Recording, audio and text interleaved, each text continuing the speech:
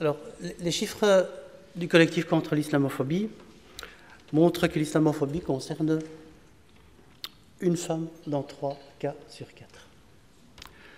Alors, ces dossiers nous arrivent parce que ces victimes sont des femmes.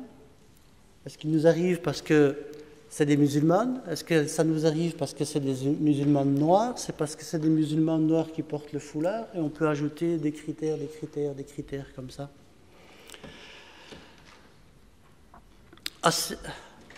Dans une large combinaison.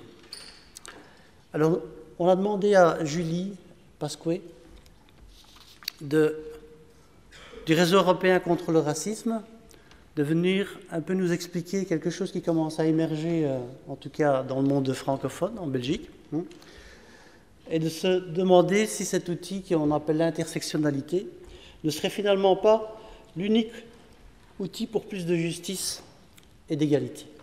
Julie ?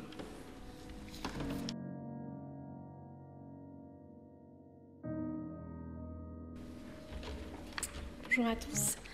Merci pour cette occasion de présenter notre travail sur l'intersectionnalité. Donc, je fais partie du réseau européen contre le racisme, qui est un réseau d'ONG antiracistes à travers l'Europe.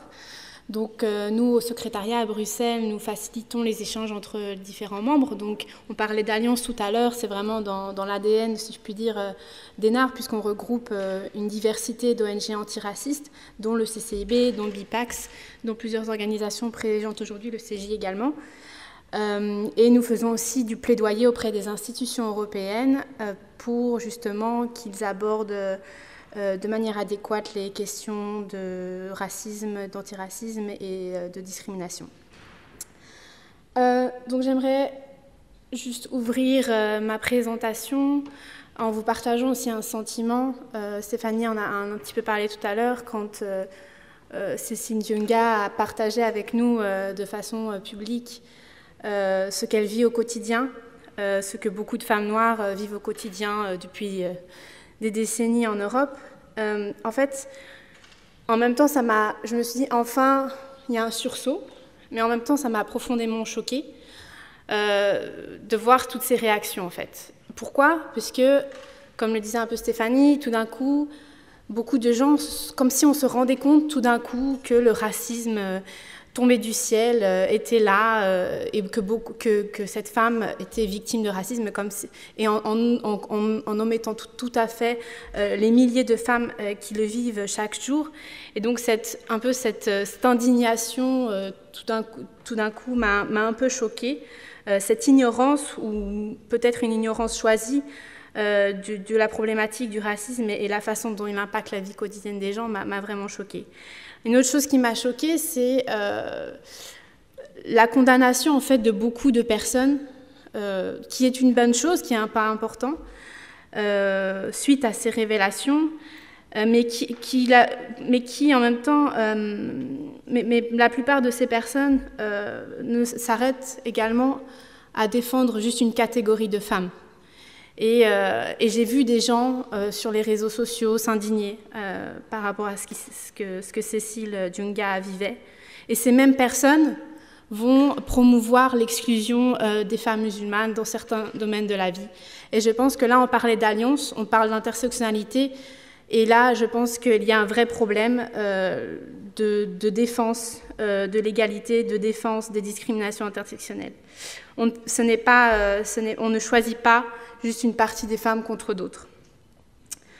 Donc évidemment, ce qui a été saisissant dans ces révélations et son histoire, c'est la façon dont on a vu aussi comment le racisme et le sexisme interréagissaient et comment on le vivait, comment on était visé en tant que femme et en tant que noire. Et je pense que ça, c'était assez aussi nouveau pour certains, où le fait d'être femme et une femme racisée avait un impact sur l'expérience de discrimination. D'être à l'intersection en fait, de plusieurs motifs de discrimination. Et c'est pour ça qu'à ENAR, on a décidé, notamment par aussi le développement de ce concept aux États-Unis et en Europe, on a décidé de vraiment s'atteler à la question et de regarder de plus près la complexité des discriminations intersectionnelles et comment on pouvait mieux aborder les problématiques intersectionnelles. Donc l'intersectionnalité est un concept qui a été développé en 1989 par Kimberly Crenshaw, une académique aux États-Unis, et elle l'a utilisé la première fois pour décrire la situation des femmes noires aux États-Unis, pour décrire en fait leur situation spécifique. Ce concept sert à souligner comment différents motifs de discrimination, donc là on voit sur le slide genre, classe, race, donc qui réunissent plusieurs caractéristiques chacun, mais aussi tout ce qui est handicap. Donc comment toutes ces formes, ces motifs de discrimination en fait s'influencent et créent une situation de discrimination unique et complexe, et qu'on ne peut pas en fait, séparer l'une de l'autre. Donc, en effet, en tant qu'outil, il a des défis, bien sûr, il y a des défis avec cet outil, mais il peut être utile afin au moins de mieux comprendre comment les différents types d'oppression interréagissent, comment ils peuvent aggraver les situations de marginalisation. Donc, et ce qui est intéressant également avec cet outil, Stéphanie a beaucoup parlé de comportements individuels, de préjugés au niveau individuel, mais ce qui est intéressant aussi avec cet outil, c'est qu'il remet en question aussi les structures d'oppression et qu'il remet en cause les forces et les relations de pouvoir qui peuvent limiter l'égalité complète pour tous, toutes et tous. Donc c'est aussi un concept qui va beaucoup plus loin que juste le niveau individuel des oppressions. Pourquoi adopter une approche intersectionnelle ? Pour différentes raisons, donc je l'ai déjà dit. Déjà, reconnaître la gravité de l'accumulation des marginalisations. En effet, quand nous sommes discriminés sur plusieurs motifs et que cela s'interréagisse, l'expérience de discrimination peut être d'autant plus violente, peut être d'autant plus forte. Il est important de la reconnaître pour pouvoir mieux l'aborder ensuite. L'intersectionnalité permet également de mieux analyser, de mieux comprendre et de quantifier la complexité des discriminations. En effet, chaque groupe, avec les différentes identités que les personnes ont, vit la discrimination de différentes manières. Il est important de pouvoir mieux analyser, mieux quantifier ces expériences de discrimination afin encore de mieux les aborder. C'est aussi un outil qui peut être très efficace pour évaluer de manière critique et efficace donc, les lois et politiques. Et aujourd'hui, il y a beaucoup au niveau européen, par exemple, il y a énormément d'évaluations sur tout ce qui est, par exemple, le gender pay gap, donc tout ce qui est excusez-moi, ça ne me vient pas en français, mais l'écart salarial entre hommes et femmes, et comment en fait les politiques qui appellent à résoudre cet écart salarial regardent uniquement une certaine catégorie de femmes, d'une certaine condition sociale, d'une certaine origine, etc., mais en laissant de côté d'autres catégories de femmes. Donc cette approche intersectionnelle peut essayer de remettre en question des politiques et aider à les rendre plus efficaces pour qu'elles puissent permettre l'égalité pour toutes et tous.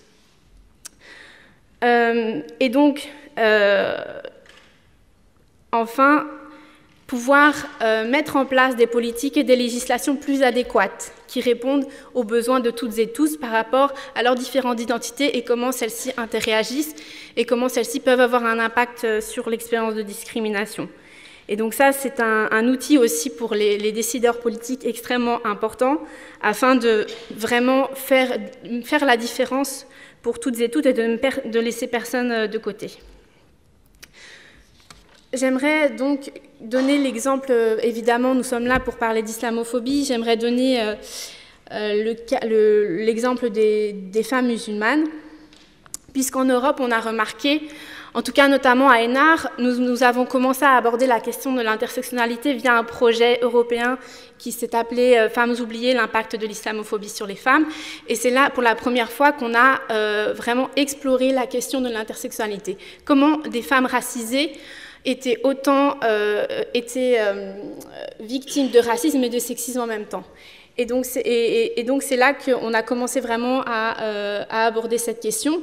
Et beaucoup de chercheuses qui aujourd'hui travaillent sur l'intersectionnalité en Europe, puisque ça vient de plus en plus en Europe aujourd'hui, mettent en avant que l'exclusion des femmes musulmanes, et notamment celles qui sont visiblement musulmanes, donc arborant un foulard, sont un des exemples les plus édifiants de la discrimination intersectionnelle en Europe, puisqu'évidemment le foulard est porté uniquement par les femmes. Des récents rapports aussi qui montrent l'inflation des restrictions vestimentaires en Europe dans le domaine de l'éducation et du travail touchent en effet de manière disproportionnée les femmes musulmanes, souvent d'origine arabe ou turque ou afrodescendante, parfois de conditions sociales précaires. Et donc il y a vraiment une approche intersectionnelle poussée qui pourrait permettre de se rendre compte de cet effet disproportionné que nous connaissons tous, mais qui n'est pas encore assez quantifié, qui n'est pas assez encore reconnu au niveau politique, et qui est profondément discriminatoire et qui pourrait aider en fait à rectifier ces politiques et pratiques. Malheureusement, comme on le sait, comme je viens de le dire, il est rarement pris en compte en fait dans les politiques et dans les législations mises en œuvre. Il est même complètement nié dans certaines décisions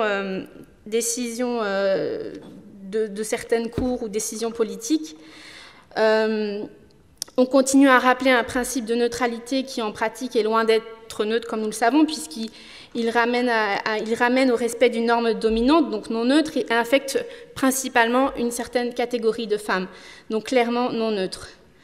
Une analyse aussi de ces débats politiques autour de ces règlements et ces politiques atteste que c'est bien la visibilité des musulmanes et des femmes musulmanes qui est en jeu. Donc, des données aussi de notre rapport Femmes oubliées montrent à quel point, en fait, il y a, je parlais de la gravité des discriminations intersectionnelles, l'accumulation des différents motifs de discrimination. Des données montrent clairement cette problématique, et nous espérons qu'avec cette approche intersectionnelle, il y aura d'autant plus de données qui seront produites sur cette question. Par exemple, en France, il y a eu un testing de situation sur des CV. 58% des CV avec des noms à consonance française avaient été des personnes avaient été rappelées pour l'interview, contre 49% de CV avec des noms à consonance arabe. Quand nous passons avec une personne avec un nom à consonance arabe et un foulard, donc nous passons à 71% de différence entre la personne qui est rappelée avec un nom à consonance française et une personne qui est rappelée un nom à consonance arabe et un foulard. Donc 71% de différence, parce qu'il y a cet aspect intersectionnel. Donc, en conclusion, je voudrais mentionner qu'il est important, étant donné que le CCIB encore aujourd'hui met en avant le fait que les femmes sont d'autant plus victimes de l'islamophobie. On parlait d'alliance tout à l'heure. Il est important que dans la lutte contre l'islamophobie, dans la lutte contre cette discrimination intersectionnelle, il est important de créer des alliances avec les antiracistes, avec les féministes, et ce n'est pas toujours facile, comme Nadia Fadil le disait. Pourquoi ? Parce que tout d'abord, les femmes musulmanes sont comme toutes les autres femmes. Elles subissent les mêmes inégalités, mais elles sont aggravées par des discriminations, comme je l'ai dit. Deuxièmement, parce que ce qui est en jeu, et c'est bien là un combat féministe, c'est le contrôle des femmes sur leur propre corps et leur dignité. Car ces restrictions vestimentaires, en général, sont perçues comme une tentative de contrôle de leur propre corps, selon une certaine norme, et elles le vivent souvent très mal, car cela est lié à leur propre intimité et dignité. Si ça, ce n'est pas un combat féministe. Car la plupart des femmes en Europe le portent par choix, et ça, des études le montrent de plus en plus. Et donc, cette négation de l'agency qui est si chère aux féministes, cette infantilisation incessante est extrêmement violente pour les femmes musulmanes.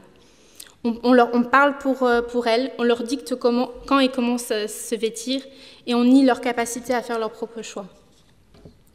Et enfin, parce que les conséquences sont l'exclusion de ces femmes des domaines où on est supposé s'épanouir et s'émanciper. L'éducation, le travail, l'accès aux biens et services. Donc pourquoi imposer des interdictions généralisées? En fait, ces interdictions généralisées et l'incapacité que l'on a à traiter de ces problèmes au cas par cas rejoint un petit peu ce que Nadia disait par rapport à la construction du problème musulman. C'est-à-dire qu'on voit les femmes musulmanes, notamment celles qui sont visibles, comme un tout homogène et qu'on pense répondre à cette menace uniquement en mettant en place des interdictions généralisées. Et donc je pense qu'il faut aussi passer à un niveau supérieur avec cet outil de l'intersectionnalité. Je pense qu'on ne peut plus accepter de se justifier sur les questions de neutralité. Ce n'est plus, ou c'est de moins en moins une question de neutralité quand les femmes sont exclues des différents domaines. Je pense qu'il faut appeler un chat, si on peut dire, et vraiment créer des alliances avec les antiracistes, avec les féministes, afin de mettre ça en lumière. Je vous remercie.